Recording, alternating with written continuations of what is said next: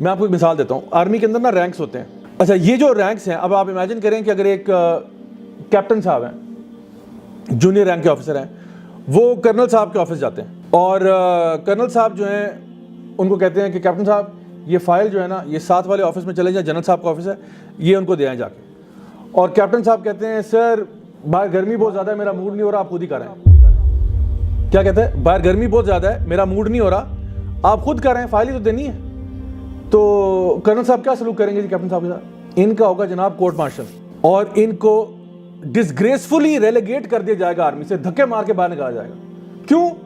کیونکہ آپ نے ایک سپیریئر آفیسر کی بات نہیں مانی. جب اس کا کورٹ مارشل ہوگا نا تو جج یہ نہیں دیکھے گا کہ بھئی حکم کتنا چھوٹا تھا, وہ دیکھا تمہاری مجال کیسے ہوئی سپیریئر آفیسر کے آرڈر کو تم نے ڈینائی کیا. How dare you. یہ بات ہو رہی ہے انسانوں کی.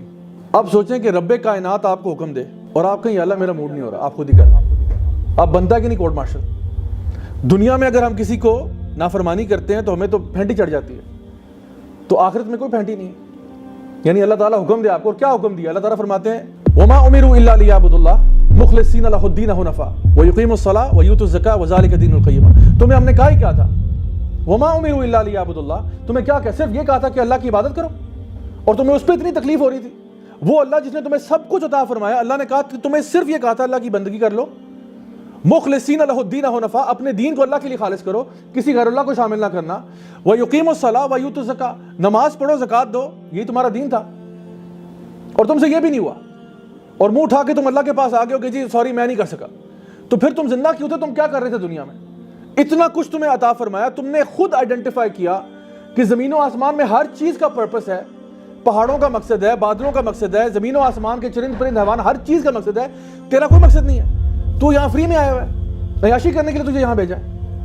مطلب آپ اپنی لائف گزارنا چاہتے ہیں, ضرور گزاریں. آپ نے بزنس کرنا ہے, آپ نے انجوائے کرنا ہے, کریں, لیکن اللہ کو 5 وقت کی نماز تو دے دو, سال میں 1 دفعہ زکوٰۃ نکال دو. بس کیا تم سے اور کہا تھا کہ جی ماؤنٹ ایوریسٹ پہ چڑھے جاؤ اور وہاں سے جا کے چھلانگ مارو؟ کون سا تمہیں حکم دیا تھا؟ قیامت کے دن جائیں گے منہ اٹھا کے کیا جواب دیں گے کہ اللہ ہم نے کیا کیا ہے؟ اللہ تعالیٰ پوچھے گا تجھے میں نے ہر قسم کی نعمت عطا فرمائی, تجھے میں نے اولاد دی, تجھے میں نے خاندان دیا, تجھے میں نے کھانے پینے کی صلاحیت دی, ہر چیز تجھے عطا فرمائی, اور تو مطلب تھینک لیس ایٹیٹیوڈ. جو میں نے آپ سے کہا تھا نا کہ آپ کسی دوست کو گفٹ دیتے ہیں, وہ آگے سے منہ بنا کے منہ پھیر لے, تو کم از کم اس کے بارے میں آپ کہیں گے کہ انسان روڈ ہے.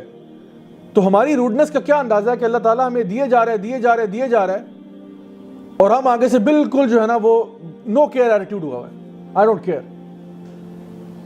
اور اللہ تعالیٰ ہمیں مہلت بھی بہت دیتا ہے. یہ نہیں ہوتا کہ پہلی دفعہ نافرمانی کی اور اللہ تعالیٰ آپ کو تباہ و برباد کر دے, ایسا نہیں ہوتا.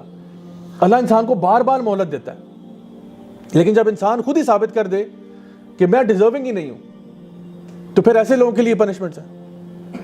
اللہ کے دروازے یاد رکھیے ہمیشہ کھلے ہوتے ہیں.